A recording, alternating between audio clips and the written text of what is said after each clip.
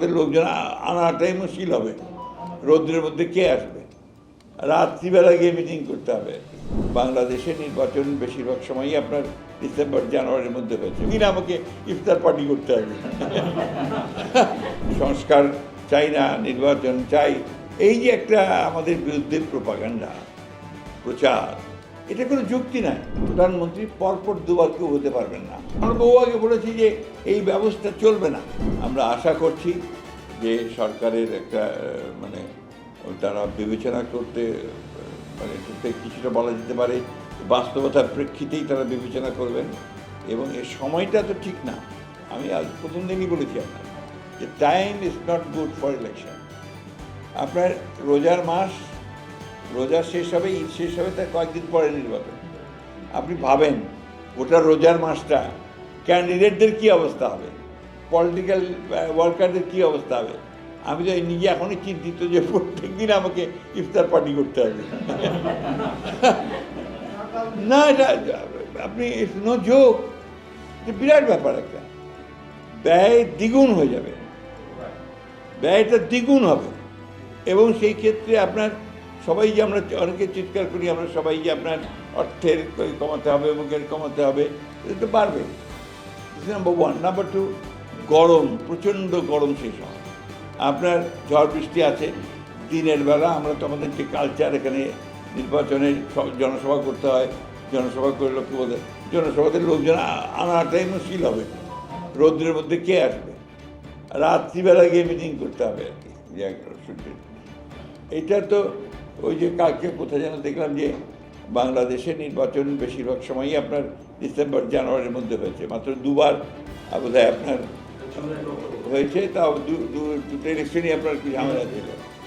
যাই হোক, তারপরেও আপনার আমি মনে করি যে নির্বাচনটা খুব বেশি প্রয়োজন। এটাতে আবার অনেকে আমাকে ভুল বুঝবেন যে সংস্কার চাই না, নির্বাচন চাই, এই যে একটা আমাদের বিরুদ্ধে প্রোপাগান্ডা প্রচার, এটা কোনো যুক্তি নাই। আমরা তো বহু আগে সংস্কারের কথা বলেছি। আমরা বহু আগে বলেছি যে এই ব্যবস্থা চলবে না। এবং সেই ব্যবস্থাটাকে আমরা ভিশন 2030 ম্যাডামকে দিয়েছি এই রুমে বসে, আমার এখনও মনে আছে। After long debate for few days, 7 দিন 8 দিন ধরে বিভিন্ন বিষয়ে আমরা ডিবেট করে করে করে বিভিন্ন পেশার লোকজনদের সাথে কথা বলে কিন্তু আমরা দিয়েছিলাম আপনার ভিশন 2030। তারপরে আমরা যখন আপনার আবার ঐক্যের মতো একটা ওই যে যুগপৎ আন্দোলন থেকে গেলাম, তার আগেই আমরা একটা 27 দফা আমাদের দলের পক্ষ থেকে দিয়েছিলাম। এরপরে যখন আমরা অন্যান্য আমাদের যুগপৎ আন্দোলনের শরীর দলের সঙ্গে কথাবার্তা বলতে শুরু করলাম, তখন দিনের পর দিন আলোচনা করে আমরা আপনার 31 দফা দিই। বলা হচ্ছে বিভিন্ন যে আপনারা খেয়াল করে দেখবেন যে ঐক্য, অমুক জায়গায় ঐক্য নাই, বিএনপি।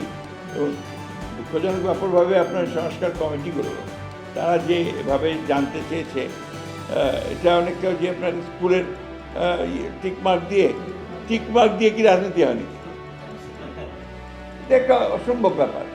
আমাকে তো আমরা বলেছি প্রধানমন্ত্রী পরপর দুবার কেউ হতে পারবেন না। আবার বলেছি যে 1 বছর বাদ দিয়ে আরেকবার হতে পারবেন, অর্থাৎ 3 টাইম। আমরা তো এই কথা বলিনি যে তারপরেও হতে পারে। এখন এই জিনিসগুলোর আপনার ব্যাখ্যা করা দরকার। এটা একটা বিরাট একটা আপনার আমাদের দলের তরফ থেকে একটা বিরাট রকমের একটা আপনার অ্যাডভান্স করে যাওয়া। আমরা বলছি যে 2 বছরের বেশি হবে না, তারপরে আরেকটা হতে পারে।